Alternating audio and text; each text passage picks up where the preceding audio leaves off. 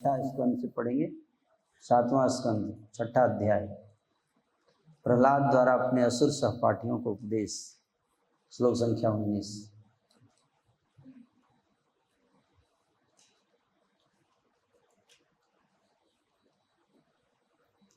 नाहि अच्युतं प्रीणायतो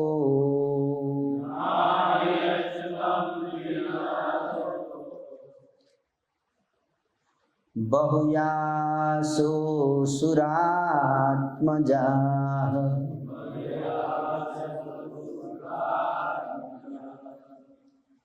आत्मवात् सर्वभूतानां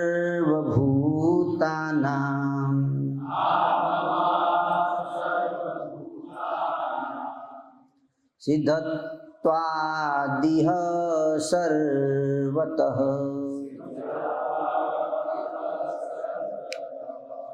न हि अच्युतं प्रीणायतो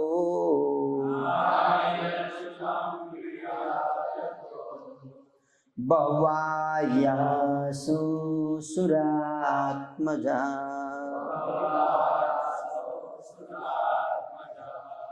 आत्मवात् सर्वभूतानां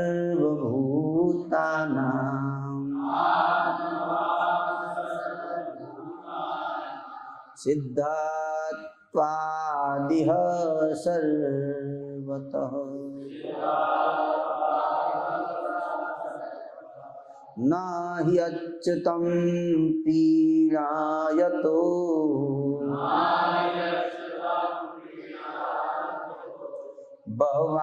बहुयासो सुरात्मजाः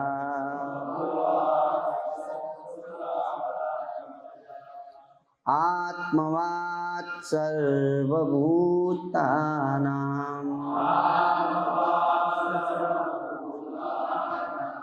सिद्धत्वादिह सर्वतः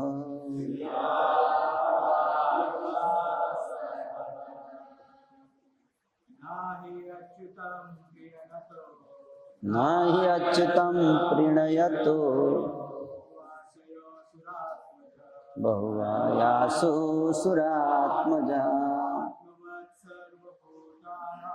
आत्मत्वात् सर्वभूतानां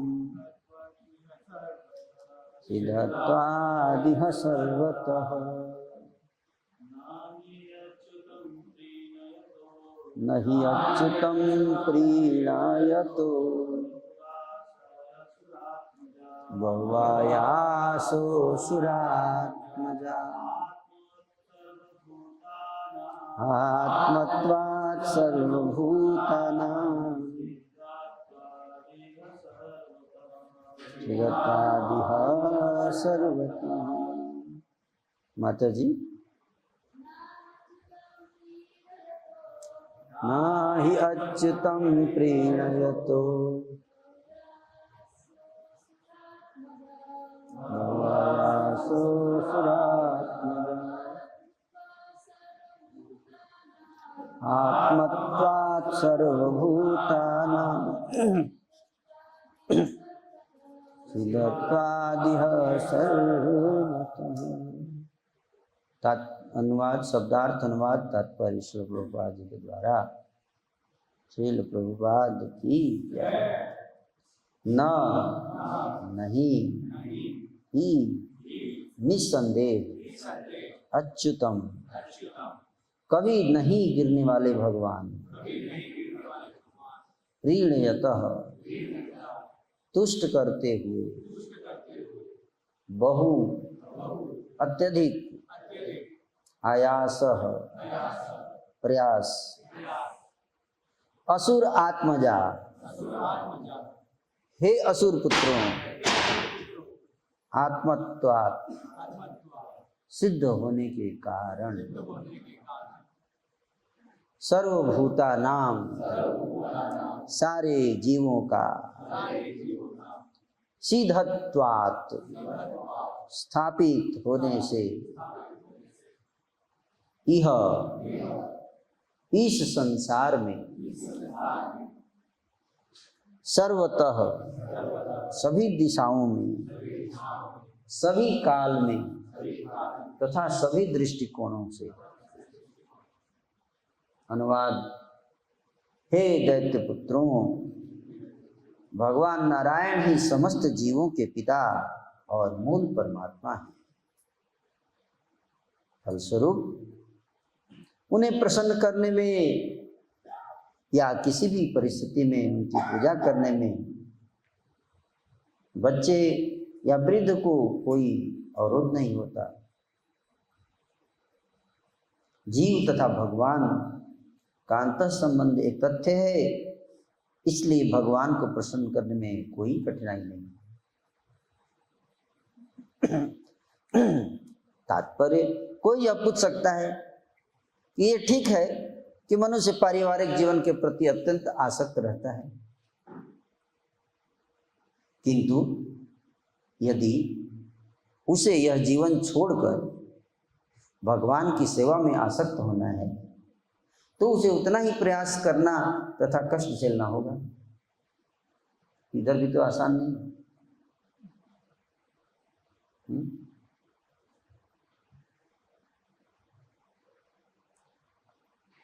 अतः इस तरह कष्ट झेलकर भगवान की सेवा में लगने से क्या फायदा?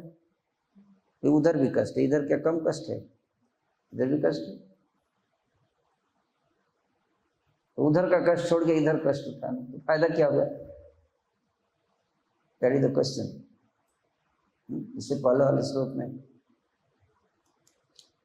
से कनेक्टेड है ना? तो बताया गया है कि सबको, हे मित्रों, हे दैत्य पुत्रों, ये निश्चित है कि भगवान के ज्ञान से विहीन कोई भी अपने को किसी काल या किसी देश में मुक्त करने में समर्थ नहीं रहा है। उल्टे ऐसे लोग भौतिक नियमों से बांधे जाते हैं। वे वास्तव में इंद्रिय तृप्ति विषय में लगे रहते हैं और उनका लक्ष्य स्त्रियां होती हैं। बात सही है। यहाँ तक कि लोग सुसाइड भी कर लेते हैं, सुसाइड बॉम्बर बन के सुसाइड कर लेते हैं, लेकिन लक्ष्य उनका स्त्रियां ही होती है कि स्वर्ग में जाके 72 हूर मिलेगी। लक्ष्य स्त्री है, जन्नत नहीं। जन्नत नहीं, जन्नत क्या है? जन्नत में क्या मिलेगा? स्त्री मिलेगी है। तो आप देखिए कि इस संसार में जीव का लक्ष्य एक ही है, क्या? स्त्री। और स्त्री का लक्ष्य पुरुष। निसंदेह ऐसे लोग आकर्षक स्त्रियों के हाथों के खिलौने बने रहते हैं।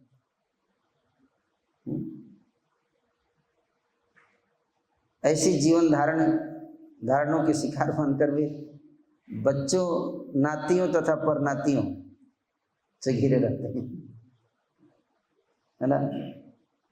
बच्चे, नाती और परनाती वो छोड़ना नहीं चाहते। उनको बोलते गुरुकुल में भेज दो, तो बहुत दुख होता है उनको। नहीं, और बोल दिया कि बच्चे, नाती परनाती को आप गुरुकुल में भेजिए, तो क्या बोलेंगे? भेजते हैं। वही तो रस का स्रोत है। चाहते अगल बगल में बैठे रहे एकदम, नाती परनाती सब एकदम,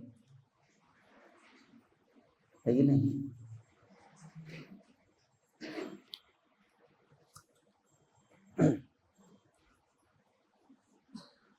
अच्छा लगता है ना?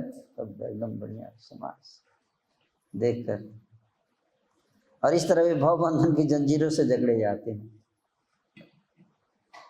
जो लोग ऐसी जीवन धारणा में लिप्त रहते हैं वे दैत्य कहलाते हैं। कितने दैत्य हैं?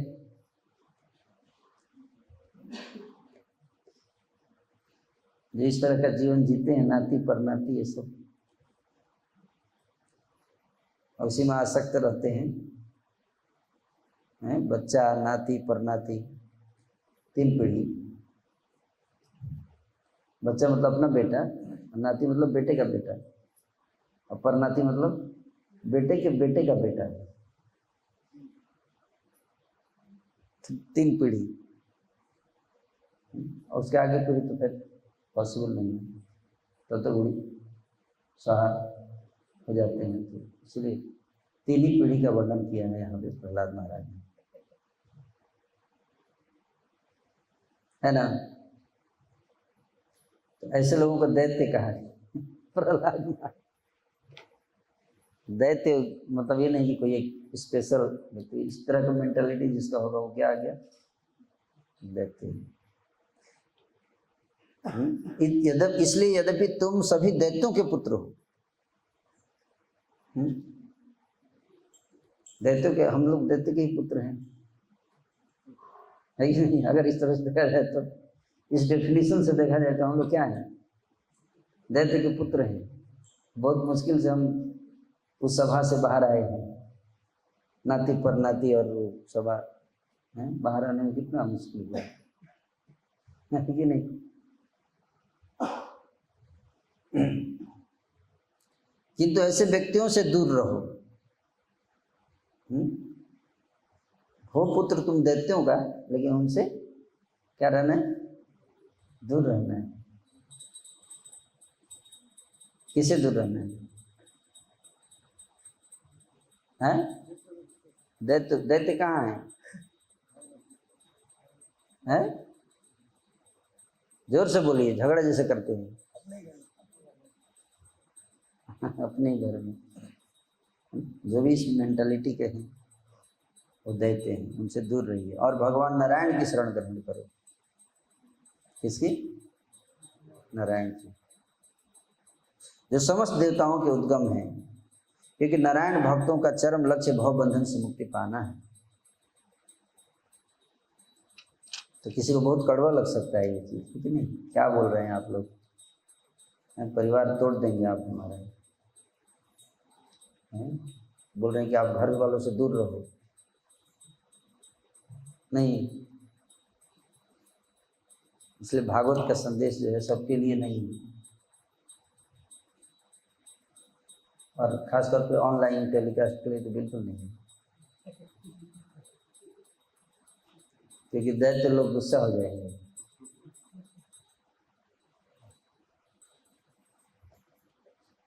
दैत्य लोग जो है अगर ये प्रवचन सुनेंगे तो उनको बहुत गुस्सा आएगा।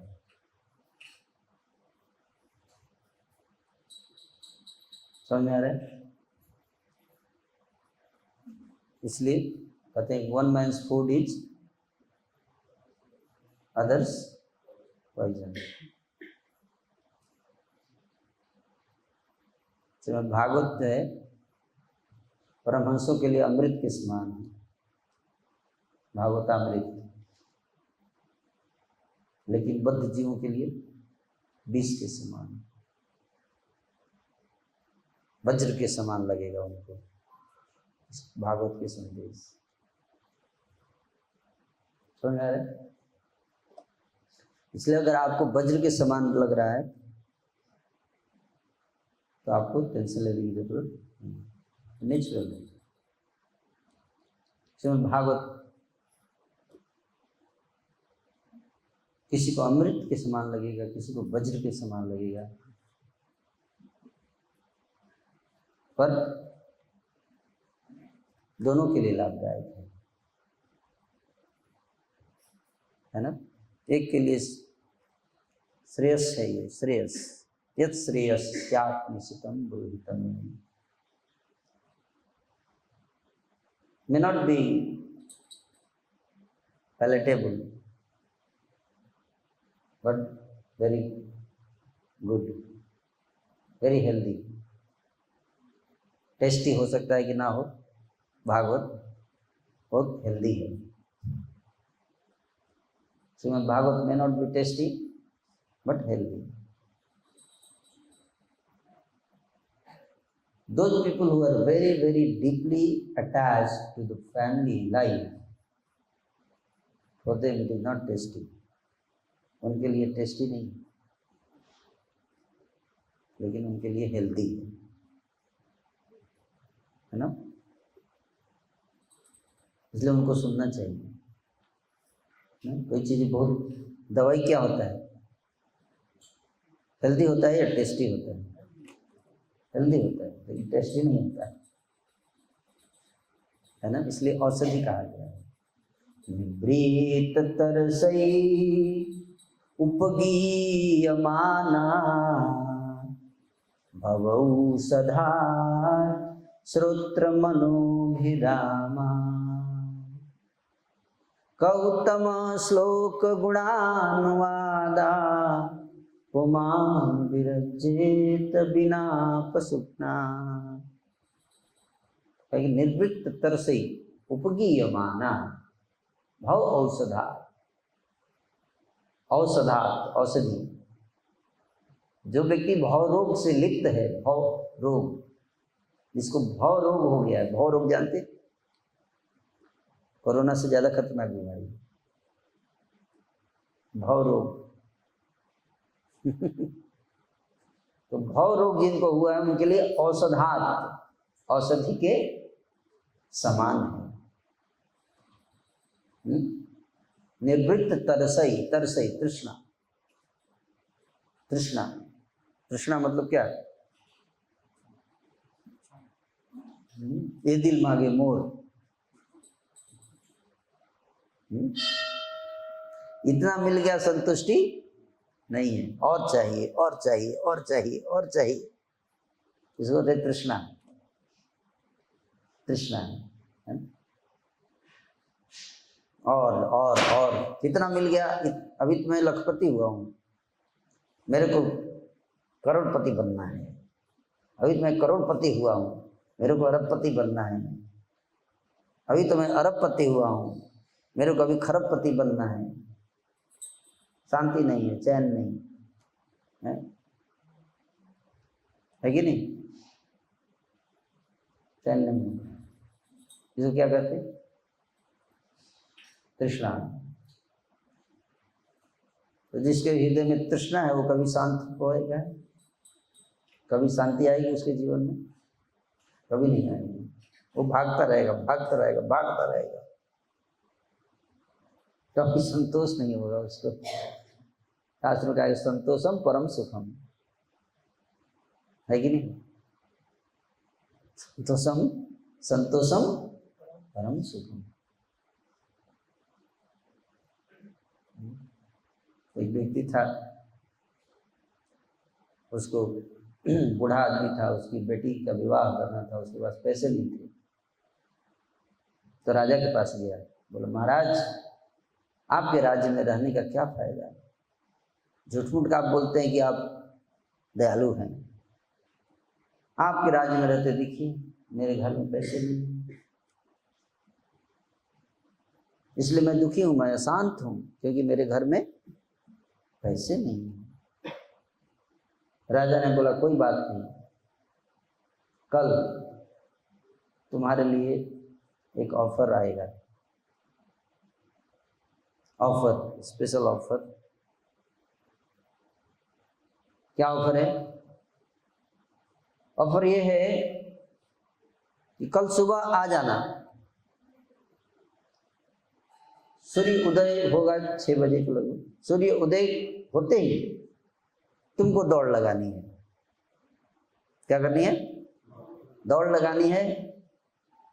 और सूर्यास्त से पहले तब जितनी भूमि तुम दौड़ लगा के आओगे वो सब तुम्हारी हो जाएगी। लेकिन एक शर्त है कि जहां से शुरू किए थे वहीं पे आगे खत्म करना है, और सूर्यास्त से पहले।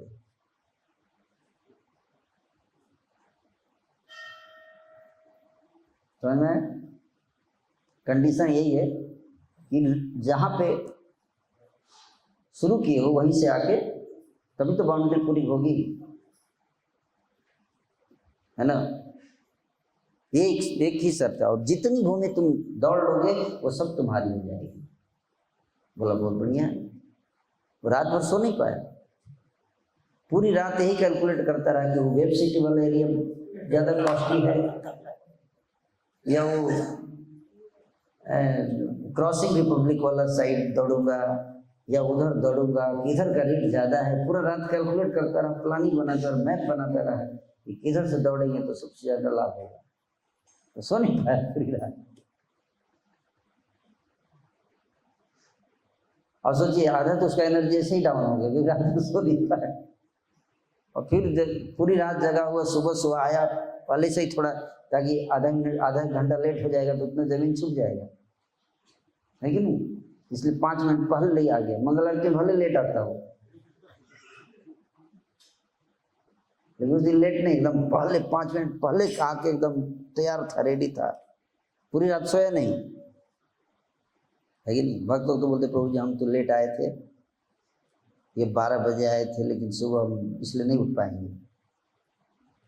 लेकिन उसको तो ऐसा ऑफर मिला था, तो रात तो नींद ही नहीं है, पूरी रात कैलकुलेशन में बीत गया।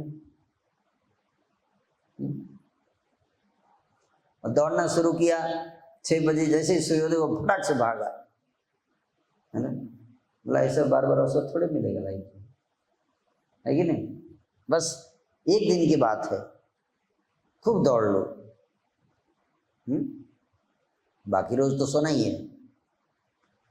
दौड़ रहा है, दौड़ रहा है, दौड़ रहा है, दौड़ते दौड़ते 12 बज गया। 12 बज गया तो अब तो वापस लौटना चाहिए, क्योंकि 6 घंटे आने में लगा है, तो कम से कम 6 घंटे जाने में लगेगा, है कि नहीं। वापस भागने में तो 6 घंटे लगेगा ना। तो दौड़ता 6, जैसे ही 12 बजा, सोच मन में आ रहा है कि अब वापस चलूँ, बोलते नहीं सामने वाला वेब सिटी का एरिया है, तो ज़बरदस्त कॉस्टली है, बस थोड़ा 1 घंटे और दौड़ लेते हैं, ज़्यादा से थोड़ा फास्ट दौड़ लेंगे, इसमें क्या है ना। तो थोड़ा 1 घंटे लेट कर दिया, जैसे आगे गया तो थोड़ा आगे वाला जमीन थोड़ा और कॉस्टली था। सोच रहा है यार ये तो उससे भी ज़्यादा कॉस्टली थोड़ा लग रहा है, आधे घंटे और दौड़ लूँगा तो फिर बार बार ऐसे थोड़े मौका मिलता है, वापस लौटने से थोड़ा और तेज दौड़ लूँगा, है ना। इस तरह से 2 बज गया, अब वापस दौड़ना शुरू कर रहा है। अब 8 घंटे का डिस्टेंस, 4 घंटे में वापस आना है। गिर रहा है, पड़ रहा है, थक भी चुका है, रात में सोया नहीं है, परिश्रम कर रहा है, मुंह से फेन निकल रहा है, भाग रहा है, गिर रहा है, पड़ रहा है, पूरा शरीर दर्द कर रहा है। अब चिंता सताने लगी, सूर्य को देख रहा है, सूर्य जो है बादलों की तरफ जा रहे हैं, अब आकाश में घुसने वाले हैं। रोने लगा, क्योंकि डिस्टेंस काफी बच गया था और अंत में पहुंच नहीं पाया। राजा बोले कि आपने कंडीशन पूरा नहीं किया, इसलिए सॉरी, आपको कोई जगह नहीं मिलेगी, आप अपनी मेंटलिटी के कारण ही आप गरीब हैं।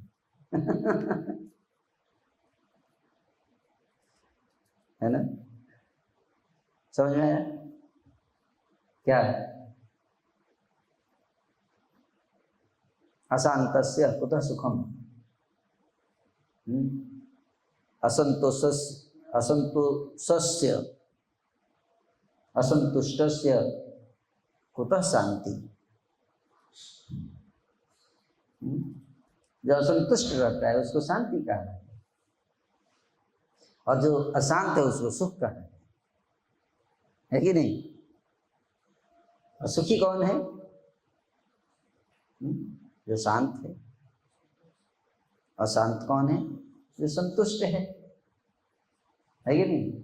जो भी है उसी में संतुष्ट रहता है, संतुष्ट रहता है।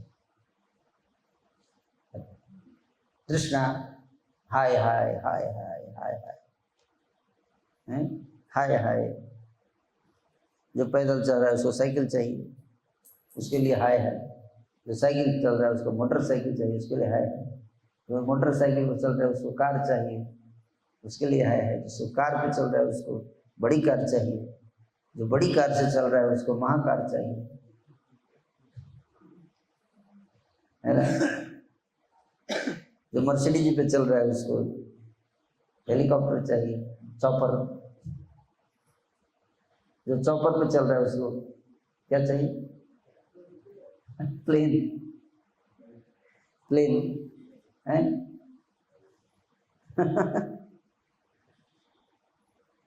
कोई ऐसा सब व्यक्ति है जो सोच कर कि अब हमको कुछ नहीं चाहिए।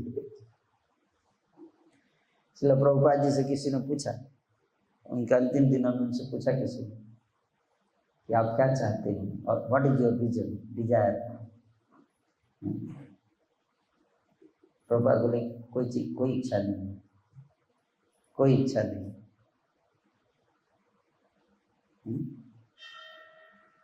प्रभुपाद से फिर भक्तों ने पूछा कि क्या कर, हम लोग क्या करें जिससे कि आप संतुष्ट रहेंगे। आप हमको कुछ पता है जिससे कि आप संतुष्ट हो जाएंगे। हमने सुना है कि आप बुक डिस्कशन से संतुष्ट हो जाएंगे। भक्तों ने पूछा प्रभुपाद को सबसे ज़्यादा क्या अच्छा लगता है, सबसे ज़्यादा क्या पसंद है। लड्डू, क्या बर्फी सबसे ज़्यादा क्या पसंद है, कौन सी सेवा। एक डिबेट हो गया। कुछ बहुत बड़े प्रभुपाद ने बोला बुक डिस्कशन मोस्ट इम्पॉर्टेंट।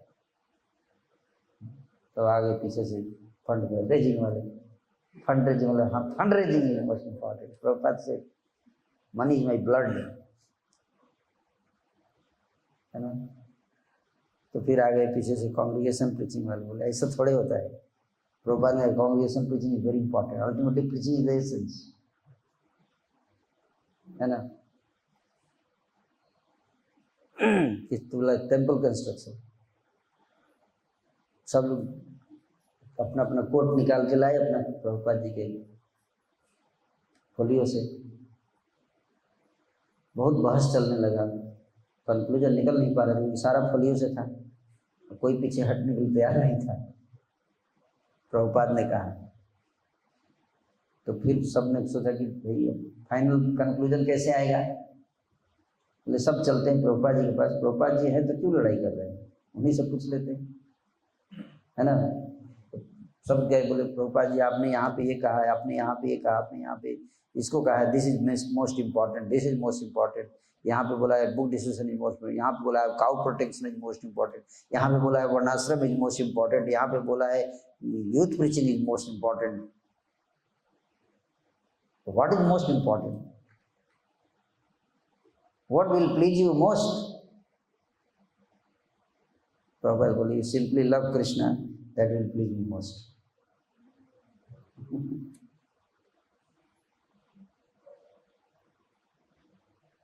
क्या, you simply love Krishna, that will please me most and that will please you also most. समझ में आया? आप लोगों को समझ में आ रहा है कि नहीं आ रहा है? ऑनलाइन तो नहीं समझ में आया तो अच्छा है।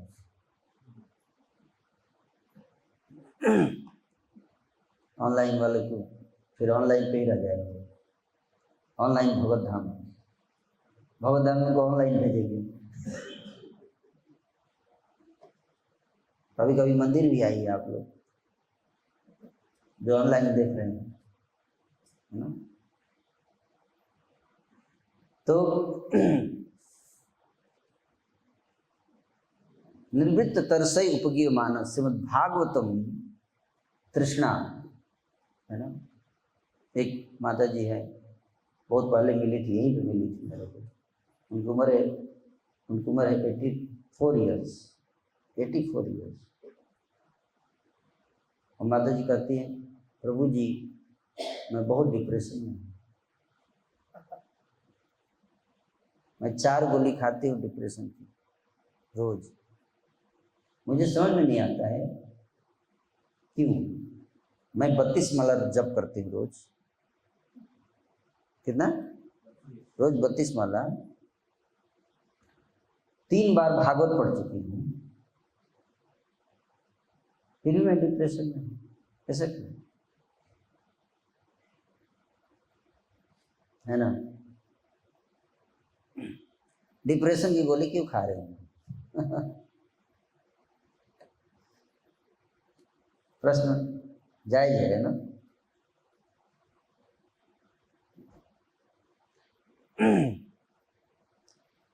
तो कारण क्या है? भागवत कहते कि भागवत का आधा श्लोक भी कोई सुन ले और समझ ले तो शोक मोह और भय तीनों भाग जाते हैं। शोक मोह भयापहा करने वाले हैं। गतासून अगतासून नान सुचंती पंडिता, पंडित लोग उसके लिए शोक नहीं करते। जो मर चुके हैं उनके लिए भी और जो मरने वाले हैं उनके लिए भी शोक नहीं करते। क्यों? क्योंकि दोनों शोक करने योग्य नहीं है। अशोच्यान, अशोच्यान शोक के लायक है क्या? तो अर्जुन बोल रहे हैं क्यों शोक के लायक नहीं है? आपके दादा और चाचा और मामा सब मरने वाले, आप शोक नहीं करोगे? बोले कहाँ मरने वाले हैं, कोई नहीं मरता है।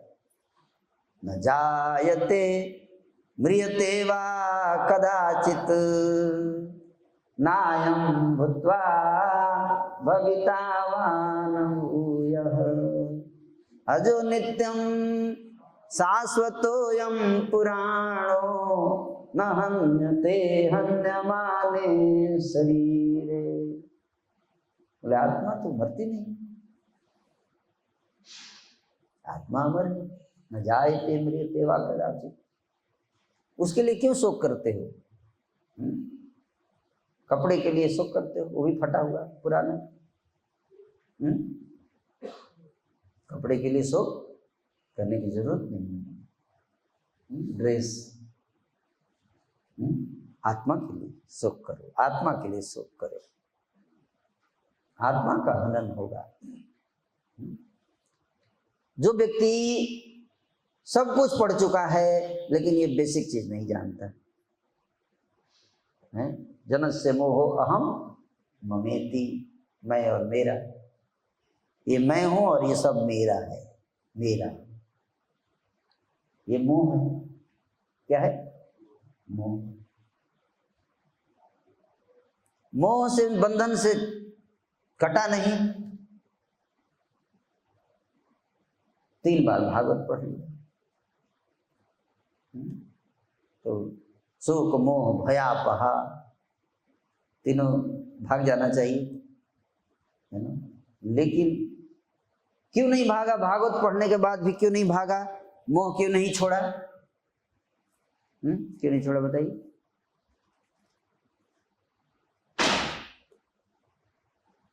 कौन बताएंगे?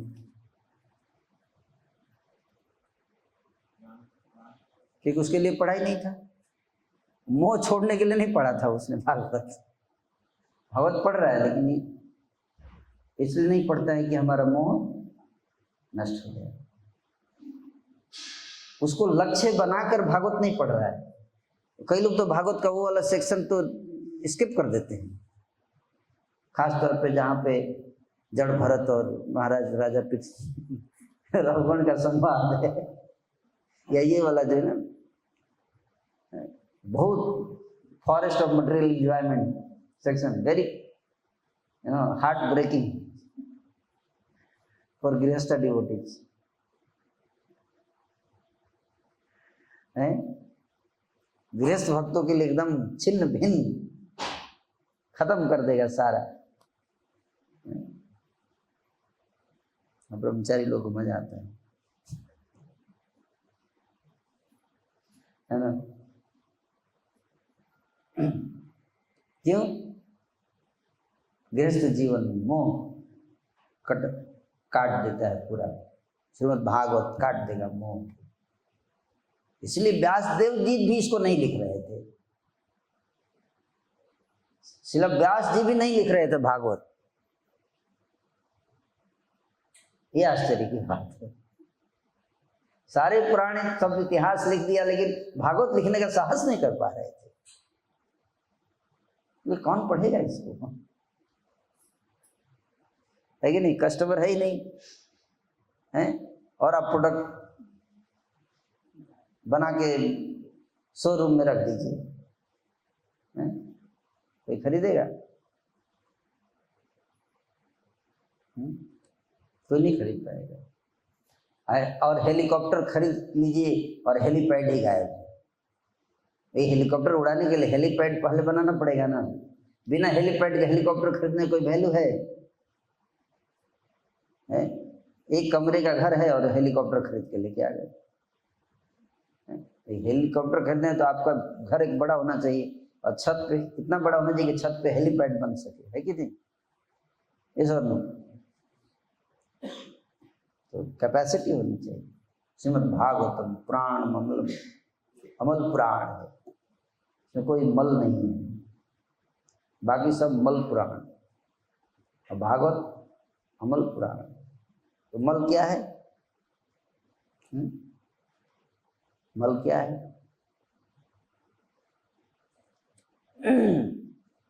भुक्ति मुक्ति की आशा है मल। भोग मोक्ष वांछा छाड़ी हरि नाम गाई रे, हरि बोलो हरि बोलो हरि बोलो भाई रे। भुक्ति। तो श्रीमद् भागवत जो है उसमें क्या है, मना किया गया है। कई लोगों के लिए पॉइजन की तरह हो जाएगा, इसलिए भागवत के खिलाफ हो जाते कई लोग। भागवत को पसंद नहीं करते हर व्यक्ति नहीं पसंद करता।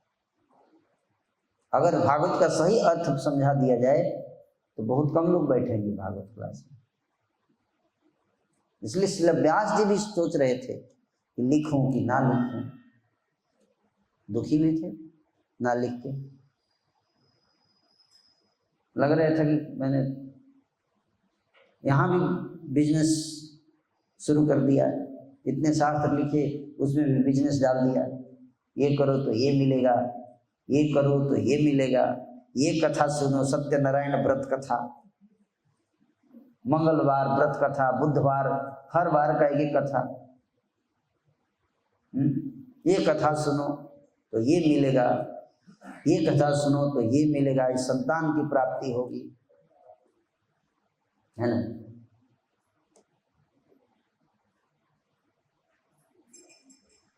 और अच्छा लगता है। हमारे गांव में पंडित जी आते थे तो किसी के घर में बच्चा नहीं होता था तो वो बोलता था, पंडित जी क्या करना पड़ेगा बच्चे के लिए? तो पंडित जी बोलते थे कि आप ऐसा करो, इस पुराण से ये प्रसंग पढ़ो,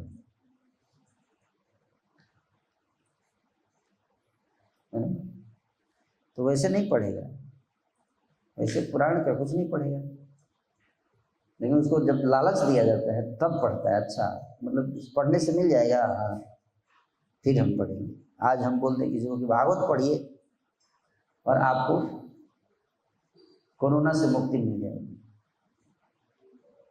है कि नहीं? तो लोग पढ़ना शुरू कर देंगे तुरंत, है नहीं? और अगर पढ़ लिया और 2-3 लोगों को मुक्ति मिल गई, वो कोरोना ठीक हो गया, तो इतने लोग भागवत खरीदेंगे कि मतलब आप पूछिए मत,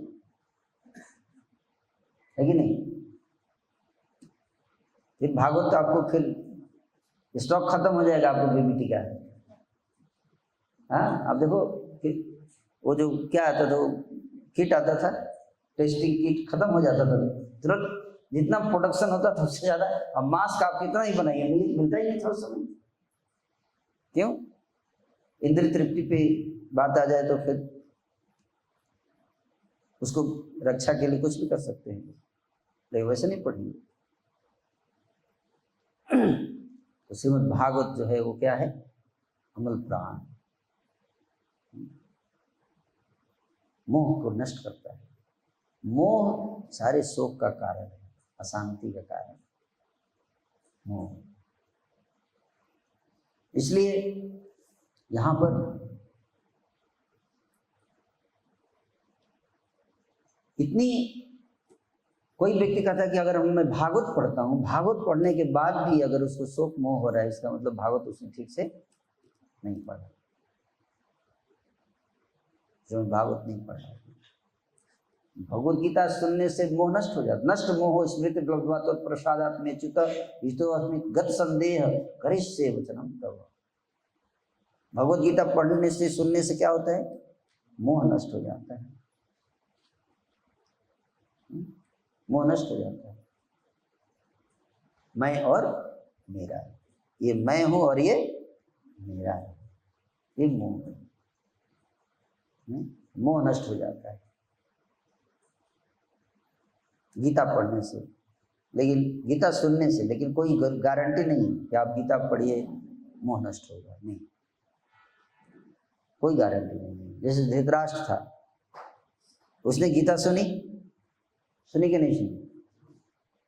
एक साथ भागवत गीता 2 लोग सुन रहे थे और 2 लोग बोल रहे थे। संजय भी बोल रहे थे, धृतराष्ट्र को सुना रहे थे, और भगवान कृष्ण रहे थे अर्जुन को।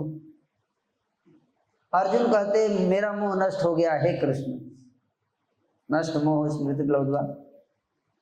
गीता सुनने के बाद अर्जुन ने क्या कहा? मेरा मोह नष्ट हो गया। और धृतराष्ट्र ने क्या कहा?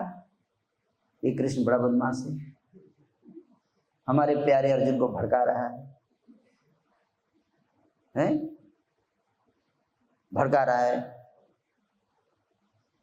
अर्जुन कहते हैं कि करिष्ये वचनम तव, हे कृष्ण मैं समझ गया, मैं समझ गया कि आप भगवान हैं। विश्व रूप दिखाया भगवान ने, समस्त ब्रह्मांड दिखाया। संजय बता रहे धृतराष्ट्र को कि भगवान कृष्ण ने अपने शरीर में पूरा ब्रह्मांड दिखा दिया, और सब सुनने के बाद भी धृतराष्ट्र क्या है कहता है कि कृष्ण बहुत बदमाश है, मेरे अर्जुन को बिगाड़ दिया। गीता सुनने के बाद, सारा ज्ञान सुनने के बाद कर, क्यों? क्योंकि धृतराष्ट्र इस भाव से नहीं सुन रहा था कि उसको सीखना है, उसको अपने मोह को नष्ट करना है। धृतराष्ट्र सुन रहा था इस भाव से। किस भाव से सुन रहा था? चल क्या रहा है, जरा बताओ, कौन जीत रहा है, कौन हार रहा है? क्या बात हो रही है दोनों में, खुफिया बताओ, सूचना दो मेरे को। उसका भाव ये नहीं था कि मुझे सीखना है, मुझे अपनी चेतना को इम्प्रूव करना है, अपने कमियों को दूर करना है सुनकर।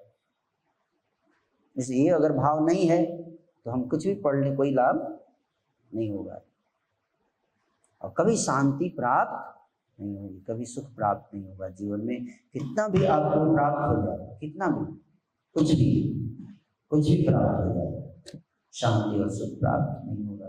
कितना भी, आप देखो इतने धनी लोग होते हैं, इतने पैसे वाले लोग, और सुसाइड कर लेते हैं। अभी वो एक सोशल मीडिया स्टार, अभी कुछ दिन पहले उसने सुसाइड किया, वो लड़की थी, मिलियंस ऑफ फॉलोअर्स हैं उसके, आत्महत्या कर ली। क्यों? हमें इंसान ये नहीं देखता कि मेरे पास कितना है, हमेशा ही देखता है कितना नहीं। कितने लोग मुझे प्रेम करते हैं नहीं देखता है। एक आदमी अगर कुछ बोल दिया वो पूरी रात सो नहीं पाएगा। 50 लोग बड़ाई कर रहे हैं, वो याद नहीं रहेगा उसको, एक आदमी उसको गाली दे दिया और वो पूरी रात उसी पे सोचता है उसने मेरे गाली। 50 लोग उसको बड़ाई कर रहे हैं, उसका वैल्यू नहीं है, वो एक आदमी गाली दे दिया, उसके कारण चिंतित रहता है इंसान। तो यहाँ पर बता रहे हैं कि हे दैत्य पुत्र, भगवान नारायण ही समस्त जीवों के पिता और मूल परमात्मा हैं। फलस्वरूप उन्हें प्रसन्न करने में या किसी भी दशा में उनकी पूजा करने में बच्चे वृद्ध कोई आरोप नहीं होता। जीव तथा भगवान का अंतर संबंध एक तथ्य है, अतः भगवान को प्रसन्न करने में कोई कठिनाई नहीं।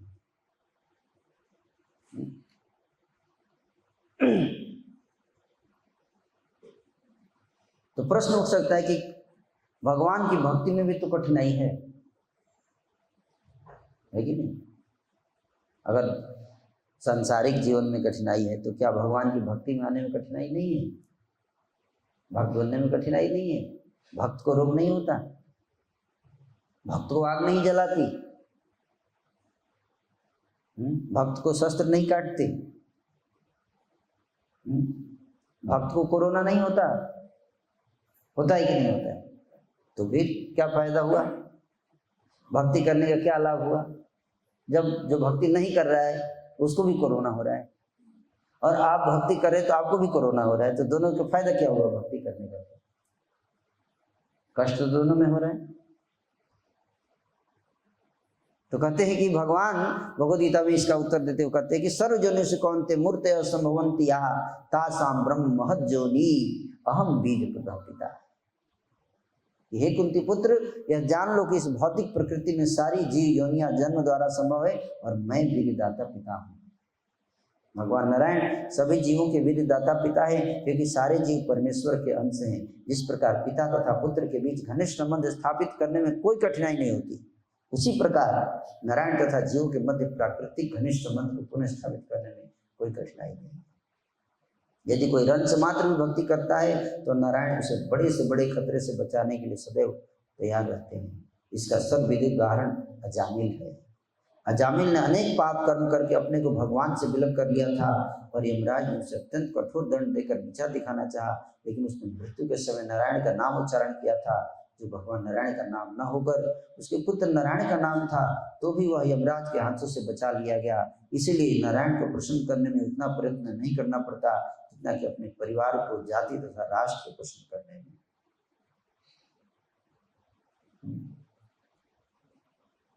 महात्मा गांधी पूरे जीवन, गांधी जी का नाम सुना आपने, बेचारे फास्टिंग करते रहे, पूरे जीवन तपस्या है, आधा धोती पे काम चलाते रहे, फास्टिंग करते रहे, है कि लड़ाई करते रहे, किसके लिए? भारत को आज़ाद कराने के लिए, देश के लिए। और किसने गोली मारा उनको? भारत के व्यक्ति ने मारा, अंग्रेज ने थोड़े मारा, है कि नहीं? आप जिसके लिए पूरा जीवन कर, हो सकता है कि वही उसका, आपने किसी के लिए बहुत कुछ किया, एक चीज अगर आपने उसके इच्छा के अनुसार नहीं किया तो क्या करेगा?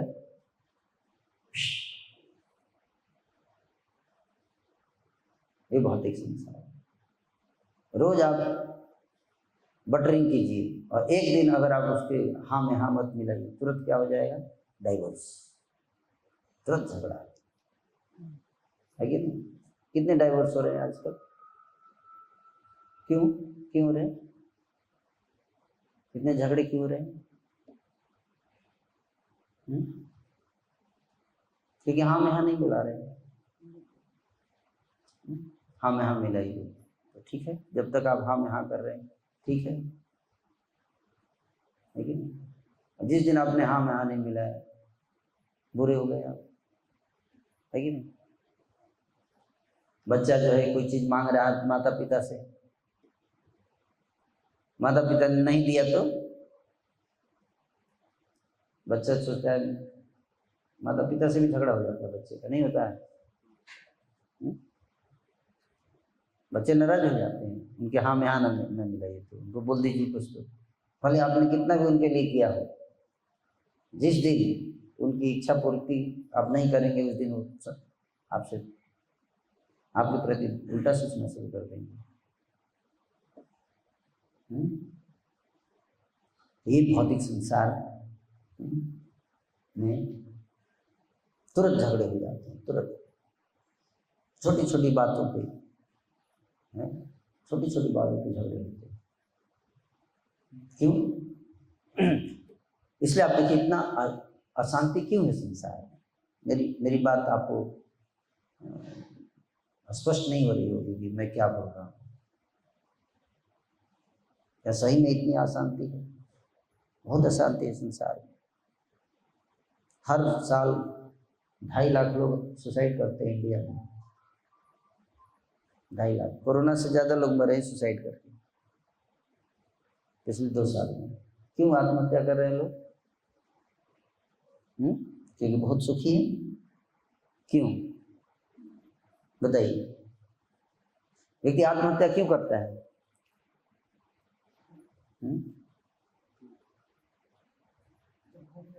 तो व्यक्ति दुखी रहता है तभी तो, या खुशी खुशी हमने आत्महत्या किया, जीवन में इतना खुशी थी कि मैंने सुसाइड कर लिया, कभी सुना है किसी को? 2.5 लाख लोग अगर सुसाइड कर पा रहे हैं, इसका मतलब कितने लोग सोच रहे होंगे करने के लिए, कभी कभी सोचते होंगे, पर साहस भी चाहिए ना सुसाइड करने के लिए।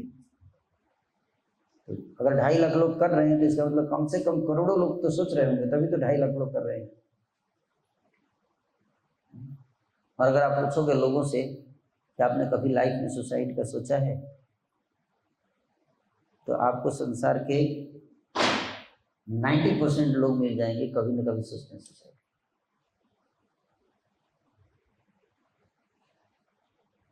यहाँ भी बहुत लोग सोचे तो बैठे हैं इस सभा में। क्यों? इसलिए कारण। और जो सुसाइड जो होता है, जो 2.5 लाख सुसाइड हो रहे हैं हर साल, उसे बताते हैं कि उसमें 1 लाख सुसाइड जो है क्यों होता है? पारिवारिक झगड़ों के कारण। हर साल 1 लाख लोग आत्महत्या करते हैं पारिवारिक कलह के कारण,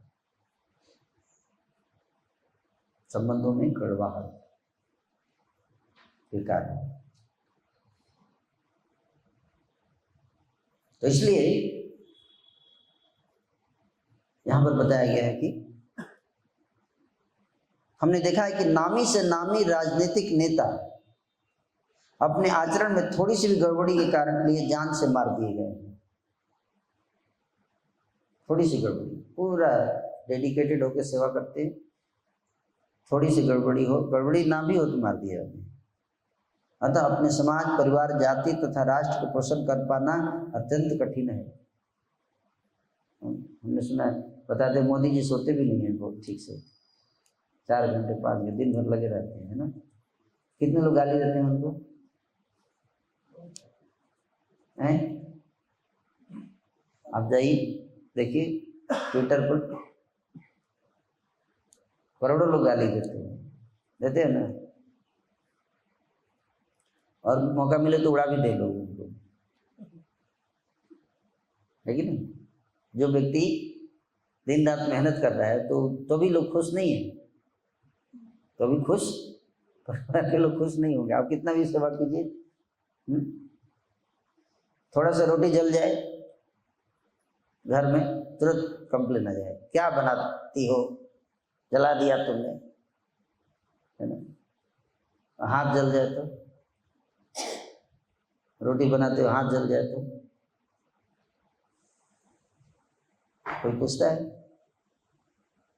माता जी लोग पूछता है आज आपका हाथ जला क्या? कहीं हाथ तो नहीं जलाया आपने? दोष तुरंत देख लेता है इंसान, गुण नहीं दिखते, है कि नहीं। दोष देख के 10 जगह बता भी देता है व्यक्ति, अब गुण इसमें क्या स्पेशल है? ये तो सबके अंदर है, तो दोष भी तो सबके अंदर है, तो बताने की क्या जरूरत है,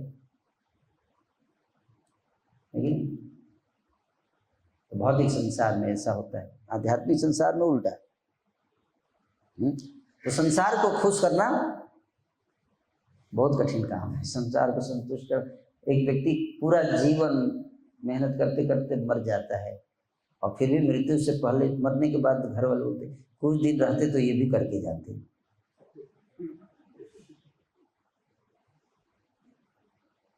है कि नहीं। अरे अब गया, अब तो ऋण से मुक्त कर दो। ये नहीं देख रहे कि कितना करके गए, वो तो ठीक है। हमेशा व्यक्ति ये सोचते कि इतना नहीं किए, ये भी कर देते तो बढ़िया था। संतुष्टि ने एक इतना कर दिए वो बहुत है। क्यों ऐसा क्यों नहीं सोचते लोग? भौतिक मानसिकता, भौतिक मानसिकता। क्योंकि कितना भी दे दीजिए, लगता है कितना भी अपना पूरा जी टाइम दे दीजिए, पैसा सब दे दीजिए किसी को, लेकिन वो क्या सामने वाले व्यक्ति और दो और दो, है कि नहीं। अपने लाइफ में आप सब रिफ्लेक्ट करके देखिए तो आप समझ पाएंगे इसको, है ना। क्योंकि भगवान के साथ ऐसा नहीं है। भगवान क्या कहते हैं? पत्रम पुष्पम फलम तोयम जो मैं भक्त्या प्रयच्छति, तुम मुझे एक प्रेम से एक पत्ता तुलसी का चढ़ा दो, मैं बस संतुष्ट हो जाता। तुलसी का पत्ता तो कहीं मिल जाएगा, कुछ नहीं देना है तुमको। क्या देना है? पत्रम। भगवान को क्या चढ़ाएगा? तुलसी पत्ता है? कुछ नहीं है, जरूरत ही नहीं है उनको, सब कुछ है उनके पास। लेकिन यो में भक्त्या प्रयच्छति, प्रेम से, क्या प्रेम से एक तुलसी का पत्ता भी दे दीजिए, भगवान कहते हैं मैं संतुष्ट है कि नहीं। और यहाँ लाइफ जान भी दे दीजिए, फिर भी अपनी परीक्षा देनी पड़ेगी, फिर भी अपनी परीक्षा देनी पड़ती है संसार में। हर कदम पर आपकी अपनी परीक्षा होगी, हर कदम पर आपके ऊपर सवाल उठाए जाएंगे इस भौतिक संसार में। क्यों? मेंटलिटी है। इसलिए ये प्रयास करना कि मैं संसार को संतुष्ट कर दूं, अपने प्रयासों से ये संभव नहीं है। इसलिए इसका आप ऐसे लक्ष्य क्यों प्राप्त करने का प्रयास कर रहे हैं जो संभव नहीं है। अगर कोई व्यक्ति सोचता है कि मैं इस संसार को संतुष्ट करके सबको संतुष्ट कर दूंगा, तो आप कभी उस लक्ष्य को प्राप्त नहीं कर पाएंगे। तो क्या करना चाहिए? संसार में अपने कर्तव्यों को करना चाहिए। क्या करना चाहिए? कर्तव्यों को करना चाहिए, लेकिन लक्ष्य नहीं होना चाहिए कि लोग संतुष्ट हो जाएंगे। नहीं, हम अपने प्रयास करो, संतुष्ट हो या ना हो, है कि नहीं। संतुष्ट हो या ना हो, हमने अपना प्रयास कर दिया, हुआ तो ठीक है, ना हुआ तो ठीक है। भगवान की भक्ति करें। इस बात को यहाँ बताया जा रहा है, नहीं तो आप फ्रस्ट्रेट हो जाएंगे। आप इसलिए, अरे मैंने पूरा जीवन इतना किया, इस व्यक्ति को खुश करने का प्रयास कर रहा हूँ पूरा जीवन, आज तो कुछ नहीं कर पाता, है कि नहीं। कभी आप खुश होंगे, कभी वो दिन आएगा आप बोलेंगे मैं बहुत खुश हूँ, वर मांगो।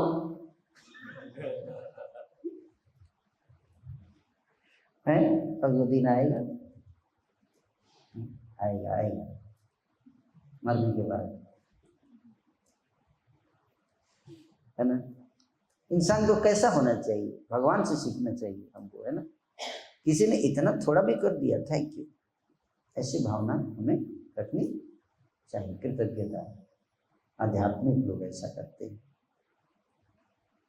इतना भी थोड़ा भी। किसी, आप ट्रेन में जाते हो, आप कुछ लिखना चाहते हो, आपके पास पेन नहीं है, सामने वाले व्यक्ति का पेन ले लेते हैं आप, PEN पेन, PAIN नहीं, PEN, उसे कलम लेकर लिखते हैं, लिखने के बाद जब वापस देते हैं तो क्या बोलते हैं? थैंक यू बोलते हैं कि नहीं? थैंक यू बोलते हैं ना। क्या क्या उसने ऐसा कर दिया कि आपने थैंक यू बोला? केवल एक पेन दे दिया, इतना काम कर दिया। और आप फैमिली लाइफ में आप लोग रहते हो तो एक दूसरे के लिए कितना करता है आदमी? थैंक यू बोलते हैं, रोज झगड़ा करते हैं, है कि नहीं। तो वही व्यक्ति बाहर जाके किसी से पेन लेगा तो उसको थैंक यू बोलेगा। पारिवारिक जीवन में इतना कुछ करते हैं फिर भी कोई थैंक यू बोलता है? उल्टे दोस्त निकाल देगा, है कि नहीं। ऐसा कैसे हो जाता है? वहां पे थैंक यू बोला, यहाँ नहीं। वहां पे थैंक यू बोला है, यहाँ पे नहीं बोल रहा है, घर पे क्यों नहीं बोल रहा है? बताइए, बहुत बड़ा रहस्य है इसमें। जो होते घर की मुर्गी दाल बना है, इसी को कहते हैं क्या? घर की मुर्गी दाल। We take things as granted. इसको क्या थैंक यू बोल, ये तो करेगा ही, ये तो उससे उम्मीद नहीं थी कि वो देगा पेन, दे दिया तो थैंक यू बोलना है। लेकिन जो व्यक्ति अपना होता है संसार में, देखो उसी को लोग ज्यादा शोषण करते हैं, है ना। दूसरे से तो थैंक यू बोलना ही पड़ेगा, नहीं देगा ही नहीं आगे से। इसीलिए मोह अगर हमने की, वहां मोह नहीं है।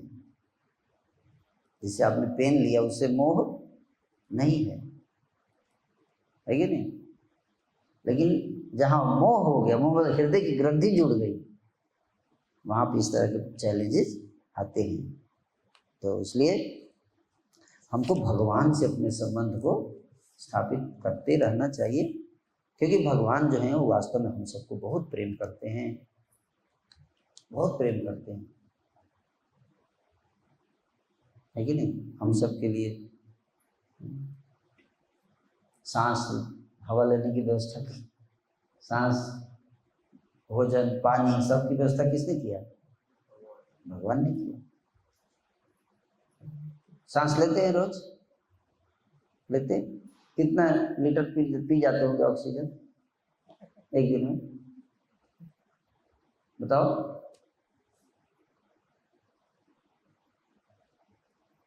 कितना लीटर ऑक्सीजन आप एक दिन में पीते हैं? हर क्षण कभी मतलब कभी जोड़ा नहीं है। कोरोना में अब एक एक लीटर के जोड़ के पैसा देना पड़ता, तब जोड़ेंगे, है कि नहीं।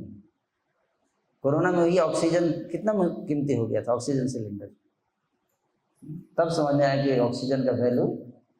भगवान फ्री में देते तो कोई वैल्यू नहीं है ना। अगर व्यक्ति समझ जाए कि भगवान हम सबके लिए कितना करते हैं और रिटर्न में कुछ मांगते हैं। कभी आपको बोला भगवान ने, अरे चल निकाल पैसा, रोज इतना लीटर पीता है, निकाल, इतना ऑक्सीजन मेरा पी गया। कभी बोलते हैं आपको भगवान? बोलिए, नहीं बोलते। आज तक कभी बोला आपको? नहीं बोला।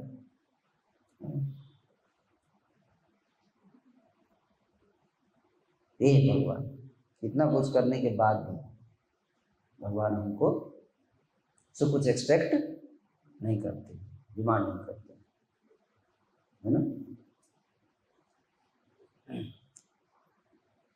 तो भगवान तो हमको भी बोलेगी, जरूरत नहीं है किसी को मत बोलो,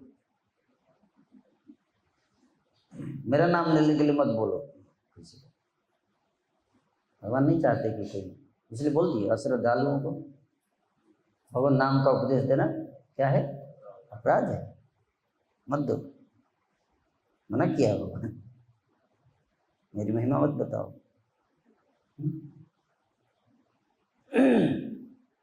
अपनी बड़ाई भी नहीं करवाना चाहते हैं, इसलिए भगवान ने मना किया है। इदम तुते गुह्यत्वम ज्ञानम प्रोक्षामि अनसूयवे भक्तोसी में सखा चेति। यह तुमको बता रहा हूँ क्योंकि तुम मेरे फ्रेंड हो, इसलिए बता रहा हूँ। देखो मैं सबके लिए कितना करता हूँ, लेकिन सब मुझे याद नहीं करते। लेकिन ये बताना मत किसी को, सीक्रेट। लेकिन हम सबको सोचना चाहिए, है ना। हम सबको काउंट करना चाहिए। अगर हम इंसान हैं, अगर हमारे हृदय में कृतज्ञता है, तो हमको याद करना चाहिए कि भगवान ने हमें, कई लोग बोलते भगवान ने क्या दिया हमको? कुछ नहीं दिया। आपको आंख दिया आंख, सबके पास आंख है। एक आंख की कितनी कीमत है मार्केट में खरीदने जाए तो? है, मिलेगा ही नहीं। आप आंख रिप्लेस नहीं कर सकते।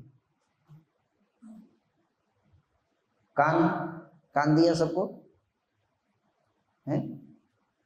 इस संसार में कितने लोग हैं जिनके पास आंख नहीं है, कान नहीं है, पैर नहीं है? आपको दिया है? कभी बोला आपने thank you Raman Prabhu? Prabhu thank you. पूरे शरीर को जोड़ दिया जाए अगर, कितने कितने का हो जाएगा? आँख, कान, नाक, पूरा शरीर, एक एक अंग जोड़ दिया जाए, कीमत नाक तो कितना हो जाएगा? करोड़ों का तो शरीर दे दिया। और दिमाग, देखिए कितना बढ़िया हमारा कैमरा दिया है, automatic zoom in zoom out होता है। लेकिन नज़दीक देखना है तुरंत ऑटोमेशन इंजीनियरिंग, दूर देखना है तो तुरंत जूम आउट, है कि नहीं? आप अपने 15,000 के कैमरे में आपको उंगली से ऐसा करना पड़ता है, जूम इन जूम आउट, तब होता है। यहाँ पे तो बस इच्छा हुआ, मन में सोचा और आउट आउट हो गया, मन में सोचा इन हो गया, है कि नहीं? इच्छा मात्र से शरीर चल रहा है। कितने हाई क्लास का इंजीनियरिंग है, सोचिए, इतना अद्भुत शरीर बनाकर हमको दे दिया है भगवान ने दिया। ब्रेन, आप जानते ब्रेन, हमारा दिमाग कितना कीमती है, कितने का है? मार्केट में खरीदने जाए तो वैज्ञानिक बताते हैं कि सुपर कंप्यूटर से भी ज्यादा चीज है। 1 ट्रिलियन ब्रेन सेल्स हैं हमारे दिमाग में। 1 ट्रिलियन, मिलियन, बिलियन और ट्रिलियन। ट्रिलियन मतलब 1 लाख करोड़। 1 लाख करोड़ सेल्स हैं हमारे ब्रेन में, और हर सेल जो है वो सुपर कंप्यूटर की तरह है। तो 1 लाख करोड़ तो सुपर कंप्यूटर है हमारे अंदर ब्रेन में। एक सुपर कंप्यूटर कितना कीमत होगा? तो 1 लाख करोड़ सुपर कंप्यूटर लगे हुए, लैपटॉप, 1 लाख करोड़ लैपटॉप लगे हुए आपके अंदर, आपको चलाने के लिए, आपको उठाने के लिए, आपको नहलाने के लिए, आपको सुलाने के लिए, आपको खिलाने के लिए। ये सारा सिस्टम ऐसे ही चल रहा है। हल्का सा इधर उधर हो जाए तो फ्लैट गिर जाएंगे जमीन पे, स्ट्रोक हो जाता है कि नहीं? तो ये सब चल रहा है सिस्टम। हम तो डाल देते हैं खाना अंदर, कहाँ से किधर जाके कैसे डाइजेस्ट होता है कुछ पता है? कुछ नहीं पता। कौन करता है सारा सिस्टम? कौन चला रहा है? गीता में भगवान बोलते हैं मैं चला रहा हूँ अंदर बैठकर। सारा सिस्टम बनाया भी, इसको चलाते भी हैं, हमको तो पता ही नहीं। दिमाग, ब्रेन कौन चलाता है? ये ब्रेन कौन चला रहा है? भगवान। हमको तो पता ही नहीं ब्रेन में क्या है, हम चलाएंगे कैसे? कोई मशीन है, आपको पता नहीं कि मशीन कैसे चल में क्या क्या है, तो आप चलाएंगे कैसे? चलाएंगे उसको? हमको पता है ब्रेन में क्या क्या है, कौन सी नस किधर, नर्व किधर से जाती है, कौन सा सिग्नल किधर जाता है, कैसे ब्रेन चलता है, कुछ नहीं पता। ऑटोमेटिक चल रहा है सारा चीज, भगवान चला रहे हैं, भगवान की व्यवस्था से सब हो रहा है। तो इसके लिए हम उनको थैंक्स देना चाहिए कि नहीं देना चाहिए? देना चाहिए। कैसे देंगे थैंक्स? बताइए।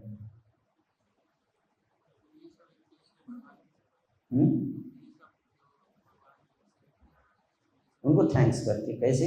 उनका नाम लीजिए, हरे कृष्ण कृष्ण कृष्ण हरे हरे, हरे राम राम। उनका नाम लीजिए। ये शास्त्र बताते हैं, उनका नाम लीजिए।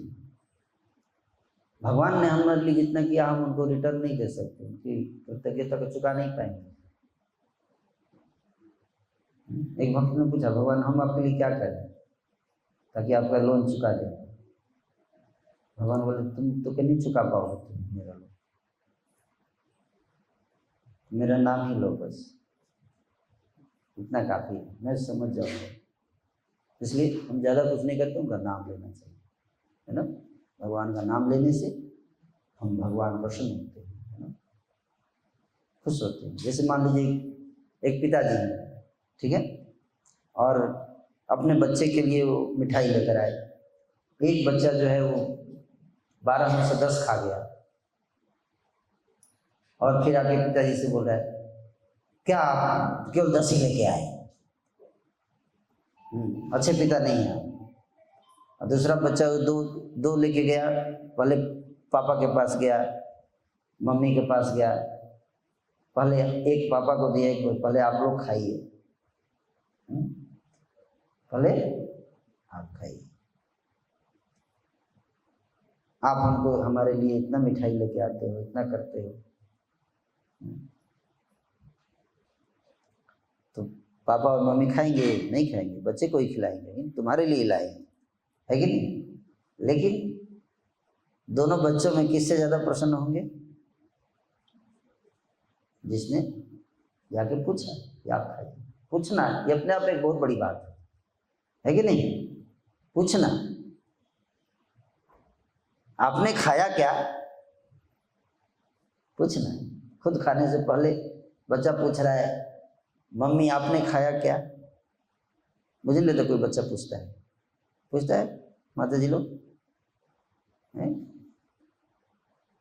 नहीं पूछता है? आपका बच्चा पूछता है? इनका बच्चा नहीं पूछता, उसको गुरुकुल भेजिए, उसको ट्रेनिंग देंगे। नहीं पूछता है ना? पापा आप पहले आप खा लो, आप इतना मेहनत करते हो दिन रात, हमारे लिए इतना करते हो, हैं? पहले आप खा लो। नहीं पूछता कोई। उल्टे थोड़ा लेट हो जाए देने में, 2-5 मिनट लेट हो गया खाना बनने में, गुस्सा करके एकदम, है ना? उसी तरह से भगवान हमसे कुछ एक्सपेक्ट ज़्यादा नहीं करते हैं, लेकिन कम से कम इतना तो करते हैं कि हम लोग एक इंसान की तरह भगवान को याद करें, है ना? कोई भी जेन्युइन व्यक्ति होगा तो उसको याद करना चाहिए। भगवान एक्सपेक्ट नहीं करते, लेकिन हमारे लिए हमारा क्या फर्ज बनता है ना? इसलिए हमको उनसे अगर भगवान के हमारे लिए कितना सोचते हैं अगर हम समझ जाएं तो हम उनसे प्रेम करने लगेंगे। हरे कृष्ण, थैंक यू। इसी बात को यहाँ बताया गया है ना कि थोड़ा सा श्रवण कीर्तन करेंगे तो भगवान प्रसन्न हो जाते हैं, और फिर और कृपा मिलेगी भगवान की, और मिठाई आएगा, नहीं? इसलिए जो भी खाओ भोग लगा के खाओ। भगवान क्या कहते? अरे तू खा गया, मेरे को पूछा नहीं,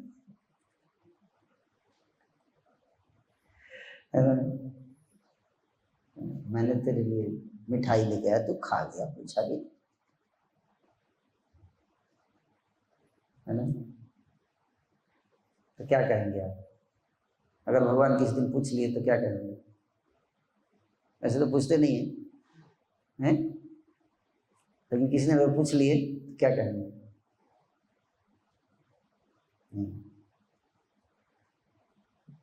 इसलिए सिद्धांत यही कहता है कि हमें थैंक यू, पेन के लिए थैंक यू कहते हैं, तो भगवान के लिए तो बड़ा थैंक यू होना चाहिए, लेकिन होना चाहिए कि नहीं?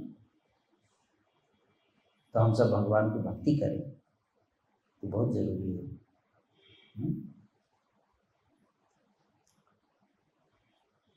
किसी का कोई प्रश्न, कुछ पूछना चाहते हैं?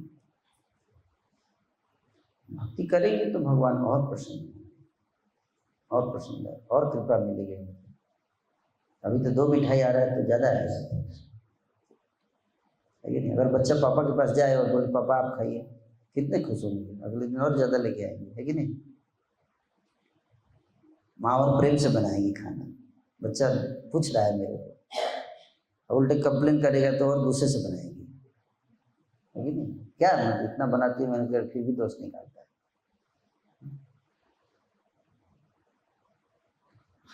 यस, पूछिए, कोई प्रश्न है किसी का? हरे कृष्ण प्रभु जी, कैसे पता चले कि कब वो ग्रस्त हैं और कब हमें अपने कर्तव्यों का पालन करने के लिए ज्यादा एफर्ट्स लगाना चाहिए? क्या, फिर से बताइए। कब, कैसे पता चले कि हम वो ग्रस्त हैं, या ये कि कर्तव्यों का पालन करने के लिए हमें ज्यादा एफर्ट्स लगाना पड़ेगा? ज्यादा एफर्ट, डिप्रेशन में जा रहे हैं तो मतलब मोहग्रस्त हैं, बोल सी बात है। आप जाना चाहते तो कोई दिक्कत नहीं, स्वागत है आपका, है ना।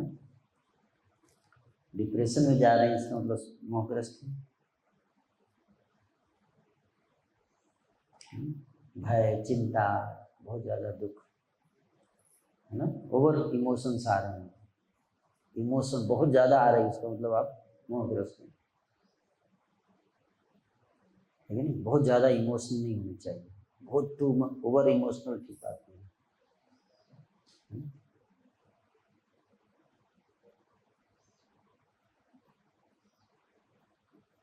जिम्मेदारी करना चाहिए, लेकिन जो कैपेसिटी है उससे ज़्यादा थोड़े कर पाएंगे, जितनी कैपेसिटी है उतना प्रयास करो, है ना।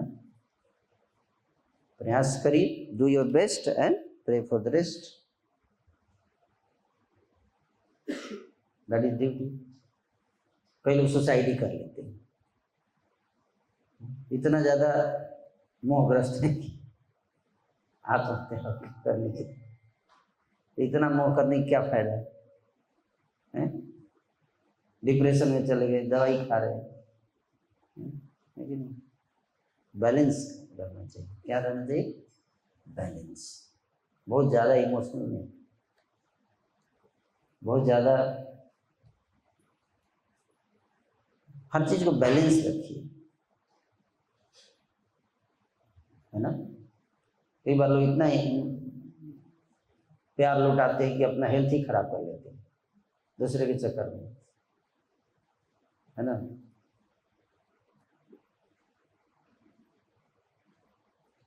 इतना भी नहीं करना चाहिए, अपना हेल्थ सब बैलेंस करके रखना चाहिए। इतना प्यार करते हैं भौतिक संसार के लोगों को कि भगवान की भक्ति के लिए समय नहीं उनके पास, नहीं। भगवान वाला टाइम भी काट के संसार को दे दिए, है ना। भगवान के लिए कोई स्लॉट ही नहीं छोड़ा, इसमें आप मोहग्रस्त। तो भक्ति के लिए भी स्लॉट रखना चाहिए, है ना। परिवार के लिए भी स्लॉट रखना चाहिए, सबके लिए समय बैलेंस करके रखना चाहिए, लाइफ को चलाना चाहिए, है ना। बहुत इमोशंस, ओवर इमोशंस नहीं आने चाहिए, specially negative emotion. Negative emotion आ रहा है इसका मतलब आप मोहग्रस्त है, ठीक है। दूसरा प्रश्न है कि कभी कभी लोग जी भक्तों के साथ साथ सेवा करते और देखते हैं कि गुरु परंपरा के अनुसार कोई चीज सही नहीं हो रही है और किसी भक्त को सुझाव देते हैं तो भक्त बहुत नाराज हो जाते हैं, ऐसी स्थिति में क्या करें? इसमें मेरा भी जयंती प्रश्न की ऐसी स्थिति में क्या करें, या क्या ये भी वो कहलाएगा अगर कोई हमसे नाराज है तो सुझाव आप क्यों देते हैं? किसने आपको एडवाइजर अपॉइंट किया? सेल्फ अपॉइंटेड एडवाइजर आप बन रहे हैं। आपको किसी ने एडवाइजर नियुक्त किया क्या? खुद ही प्रधानमंत्री मान के और हर जगह जाके चेक करते रहिए तो लात से मार के भगा ही देंगे लोग आपको, है कि नहीं। हम यहाँ के डीएम हैं, गाजियाबाद के डीएम हैं, हम चेक करने आए हैं। किसी ने आपको अपॉइंट किया डीएम? अगर कोई मान लीजिए प्रभु जा चले जाए आज से अपने को डीएम मान लें और हर दुकान पे जाके चेक करने लगे तो क्या होगा? लोग नाराज हो जाएंगे, लेकिन तुम कौन होते हो? जिसको डीएम मानते हैं अगर वो जाएगा तो लोग नाराज नहीं होंगे, यहाँ तक कि वो भी जाते हैं तो लोग नाराज हो जाते हैं वैसे तो जो डीएम नहीं है वो जाएगा तो फिर क्या करेंगे लोग? पीट ही देंगे उसको, है कि नहीं। तो हमको गुरु बनने का बहुत शौक है, इसको कहते हैं गुरु बनने का शौक, सबको सुधारने का शौक, ठीक है ना। हम सबको सुधारना चाहते हैं, खासतौर पर इस्कॉन में आते हैं तो ज़्यादा सुधारने का मन करता है, बाहर तो कोई सुनता नहीं, यहाँ आते हैं तो थोड़ा सुनने वाले लोग बैठते हैं तो थोड़ा खूब सुनाते हैं, है कि नहीं।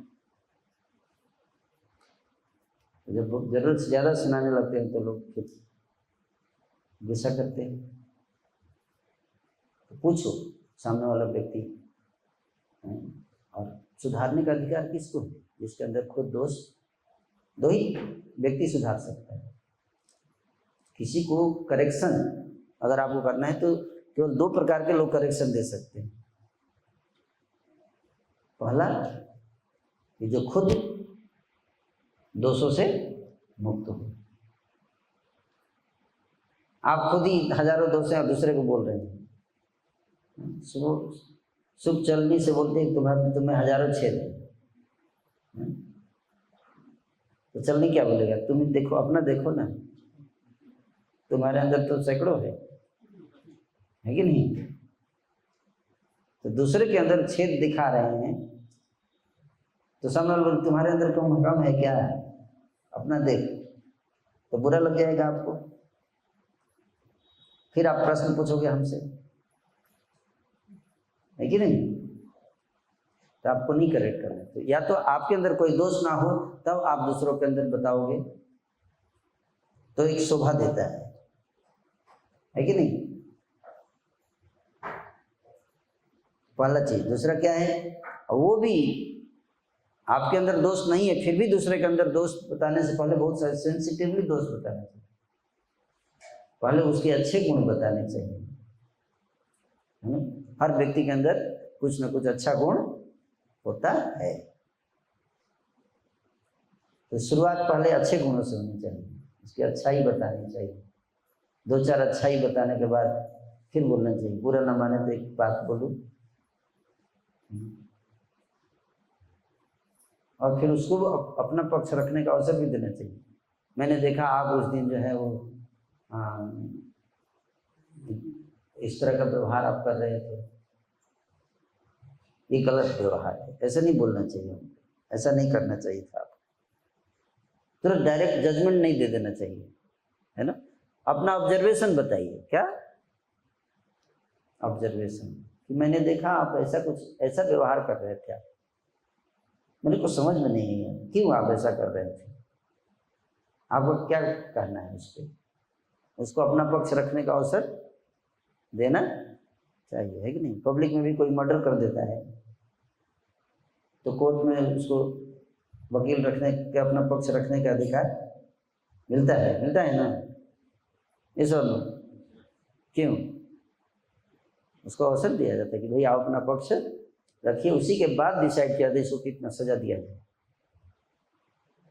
है कि नहीं? क्या सोच के कर रहा है, क्यों कर रहा है, उसको पूछना चाहिए। हो सकता है वो बोल दे हाँ प्रभु जी, मतलब मैं भी नहीं करना चाहता हूँ लेकिन क्या करूँ, मेरी आदत खराब है, मैं प्रयास कर रहा हूँ सुधरने का। हो सकता है जब हम उससे पूछे तो ऐसा बता दें, आपको बोलने की जरूरत ही ना पड़े, है कि नहीं? लेकिन हम सीधे जजमेंट दे देते हैं। क्या दे देते हैं? जजमेंट। तुम गलत हो, क्योंकि हमारा इंटेंशन होता है सामने वाले व्यक्ति को क्या करने का, प्रूव करने का कि वो गलत है। उसको सुधारने का इंटेंशन नहीं है, इंटेंशन उसको प्रूव करने का कि गलत है। क्योंकि उसको प्रूव कर देंगे गलत है तो हम उससे ऊपर उठ जाएंगे। सामने वाले व्यक्ति को अपने को महान बनाने का दो तरीका है, या तो अपने अंदर अच्छे गुण विकसित करके महान बनाइए, या दूसरा आसान तरीका भी है, आपको अपने अंदर कुछ भी अच्छा नहीं करना है, बाकी के अंदर बुरा कर देंगे। बाकी सब जब आपसे नीचे हो जाएंगे तो आप महान हो गए, है कि नहीं? ये वाला तरीका ज़्यादा आसान है क्योंकि अपने अंदर कुछ परिवर्तन करने की जरूरत नहीं। इनके अंदर भी दोष है, मेरे से कम है, मेरे से ज़्यादा खराब है, ये भी ज़्यादा खराब है, इसलिए मैं इन सबसे बेहतर है। प्रूफ हो गया? बेहतर बनने की जरूरत नहीं, दूसरे को बदतर बना दीजिए, साबित कर दीजिए बस आप बेहतर हो गए। तो कई बार मेंटालिटी होती है व्यक्ति के, सामने वाले व्यक्ति को नीचा दिखाने का, इसलिए दोस्त, है ना? अगर आपको उसको वास्तव में सुधारना है तो उसको इनकरेजिंग वे में सुधारना चाहिए। कैसे? इनकरेजिंग। तो पहला तरीका ये है। दूसरा कैसे सुधार सकते हैं हम? सामने वाला व्यक्ति अगर बोले आपको कि मेरे को ऑब्जर्व कीजिए, मॉनिटर कीजिए और मेरे अंदर कोई कमी हो तो बताइए, तब बताना चाहिए। खुद नहीं बन जाना चाहिए एक बार से, नहीं तो बोल देगा आपको किसने बनाया, मैंने बोला कि आपको कि मेरे को सुधारिए? कौन होते हैं आप मेरे को सुधारने वाले? तो आपको बेइज्जती हो जाएगी, फिर बोलेंगे मेरी बेइज्जती हो गई। तो सुधारने से पहले एक रिलेशन पहले डेवलप करना चाहिए उस व्यक्ति से, नहीं तो उल्टा हो जाएगा। रिलेशन खराब करने चाहते अगर किसी से, तो सबसे आसान तरीका है उसकी गलती बताइए, उसकी कमी बताइए, आपका रिलेशन 5 दिन में खराब हो जाएगा। 5 मिनट में किसी कमी बताइए, आपका रिलेशन 5 मिनट में। अच्छा करना है आपको किसी से रिलेशन, क्या करना पड़ेगा? उसकी अच्छाई देखिए और बताइए, बहुत अच्छा रिलेशन हो जाएगा। और दूसरों से चर्चा कीजिए उसकी अच्छाई, उससे मत बताइए। किसी थर्ड पार्टी से बताइए, है ना, और वो जाके उसको बताएगा। जैसे आप किसी से दोस्त बताते हो किसी का, तो क्या बताए? वो व्यक्ति जाके उसको बताता है तुम्हारा वो निंदा कर रहा था, बताता है ना, तो आपको कितना गुस्सा आता है, अरे मेरे सामने तो बड़ा अच्छा बनता था, पीछे ऐसा। लेकिन बहुत खराब हो जाएगा रिलेशन। अच्छा रिलेशन करना है तो अच्छी चीजें बताओ एक दूसरे को, है ना। ओके, और 2 प्रश्न, छोटे प्रश्न हैं। कई बार डिवोटीज में डुप्लिसिटी दिखती है, अपने अंदर नहीं। ओके, बताइए। प्रश्न है डिवोटीज के बीच में कई बार डुप्लिसिटी दिखती है, तो क्या करें? Please guide. डुप्लिसिटी दिखती है, आप जो देखने आओगे वही आपको दिखेगा।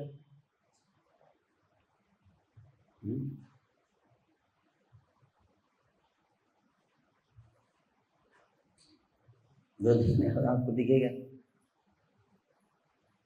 हर व्यक्ति के अंदर कुछ अच्छाई है और कुछ कमी है। अब मक्खी और मधुमक्खी में क्या अंतर है?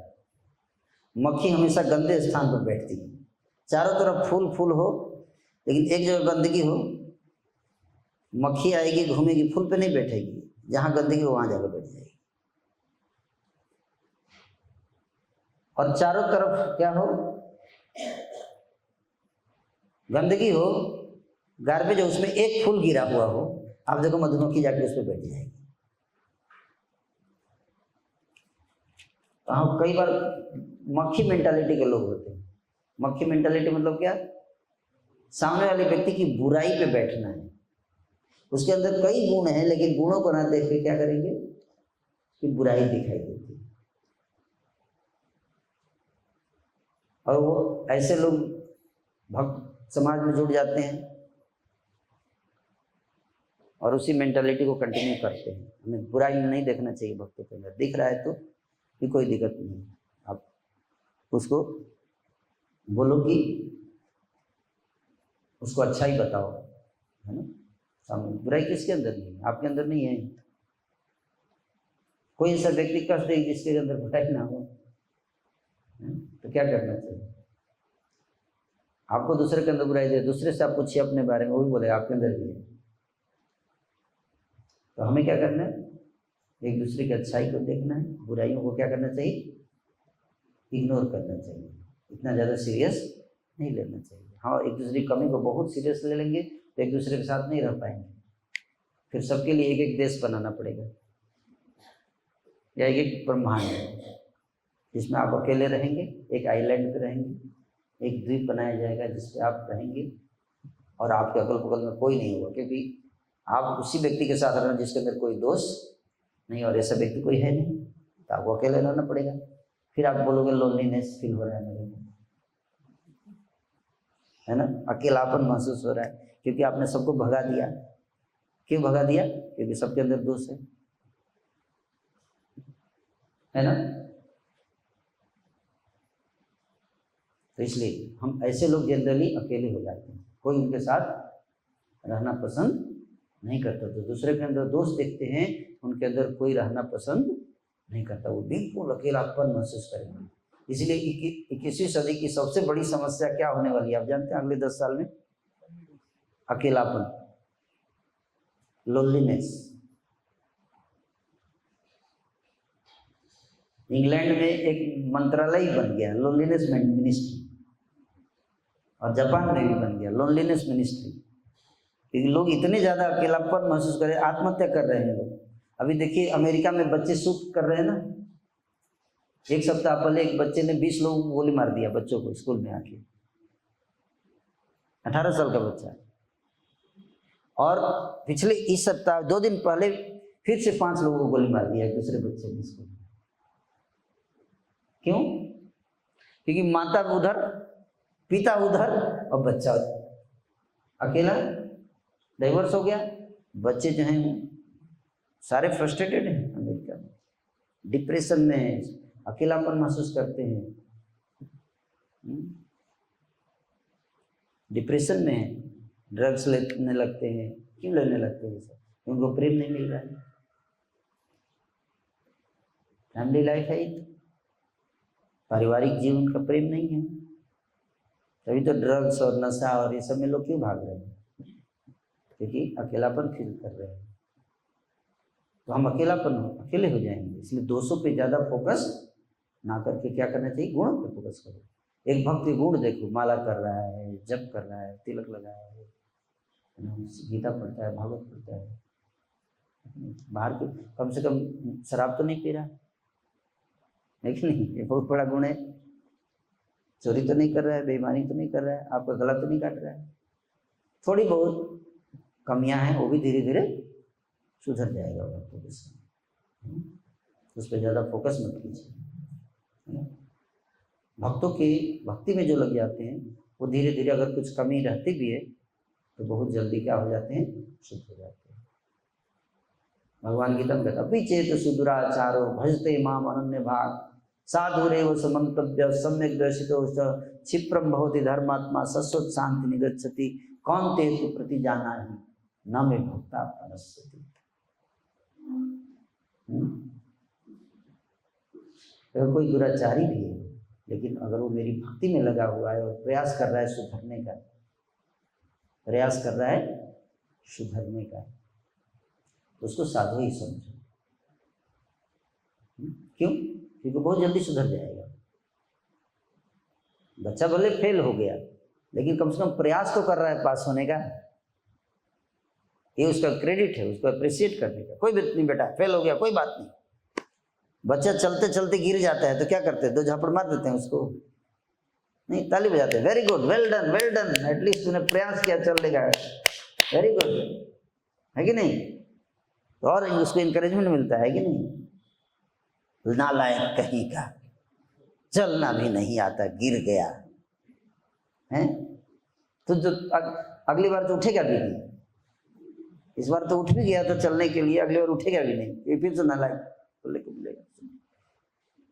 हमें क्या करना चाहिए? Very good, you are a great child, get up again, है ना? कहने तुमने साहस तो किया, चलने का साहस किया आपने, उसको अप्रिशिएट करने का, है ना? गिरने का खतरा है फिर भी चलने का प्रयास कर रहा है, that is to be appreciated. Yes और नो? ये है इंसान, हमें ऐसा आचरण करना चाहिए, है ना? तो आप देखो उसका उत्साह इतना बढ़ जाएगा और बहुत जल्द चलना शुरू कर देगा, दौड़ेगा, फिर आपको उठा के भी चलेगा, लेकिन वही बच्चा बड़ा हो जाता है तो देखिए। उसी तरह से भक्त लोग शुरू में कुछ कमियां होती हैं, लेकिन श्री रूप गोस्वामी जी बताते हैं कि उनकी कमियों को मत देखो ज़्यादा, अच्छाइयों पर फोकस करो। जिस प्रकार से हम जाते हैं गंगा जी में स्नान करने जाते हैं, गंगा जी में गंदगी दिखती है तो क्या करते हैं?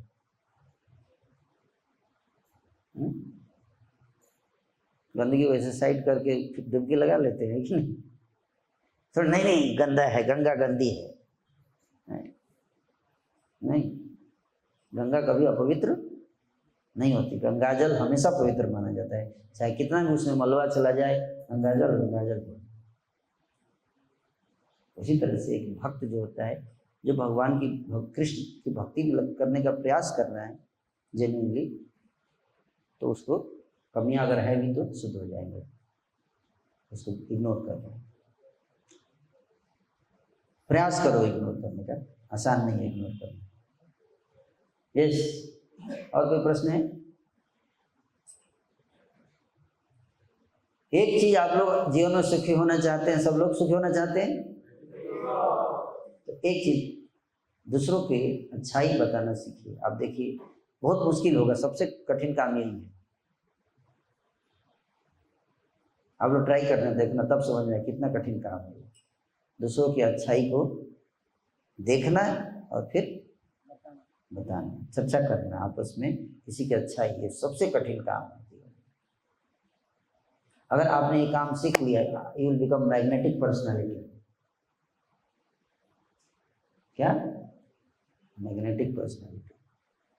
लोग आपके पास रहना चाहेंगे, लोग आपके पास रहना चाहिए क्योंकि आप अच्छाई देखते हो दूसरों को।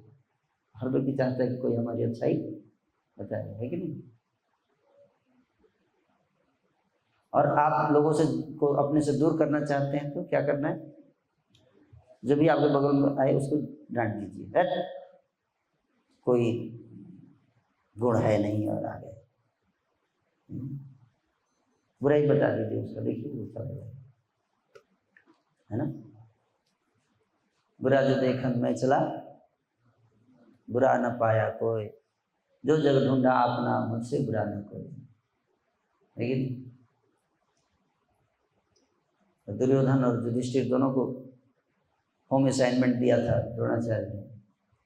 दुर्योधन को कहा पूरे हस्तिनापुर में जाओ, अपने से एक बुरा व्यक्ति ढूंढ के लाओ, और युधिष्ठिर को बोला अपने से एक अच्छा व्यक्ति ढूंढ के लाओ। दोनों वापस आ गए।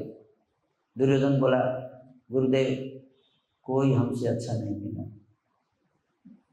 मेरे से बुरा कोई नहीं है। युधिष्ठिर ने कहा मेरे से बुरा कोई नहीं है, मैं देख रहा था सब मेरे से अच्छे।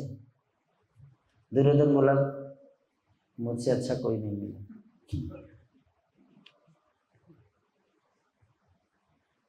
है ना। तो आपको क्या लगता है कि आपसे अच्छा कोई नहीं है या आपसे बुरा कोई नहीं है? या मैं भी बुरा हूं लेकिन बाकी लोग मुझसे ज्यादा बुरे हैं? ये भी एक ऑप्शन है ना। ये कला है, जीवन की कला, सीखना चाहिए। समस्या क्या है कि आजकल लोग ये सब चीजें सीखते नहीं है। पैसा कमा लेते हैं लेकिन पैसे से खुशी नहीं मिलेगी, व्यवहार आचरण से जीवन में खुशी मिलती है। और इन कलाओं को सीखना चाहिए। अगर आप चाहते हैं जीवन में आनंद से रहना तो इन कलाओं को सीखना चाहिए। और आप आज, मैं आपको जो फॉर्मूला आज करके देखिए, आपके जीवन में तुरंत आनंद आ जाएगा। दूसरे के अंदर अच्छाई देखना बहुत इंपॉर्टेंट है। Hare Krishna, thank you so much.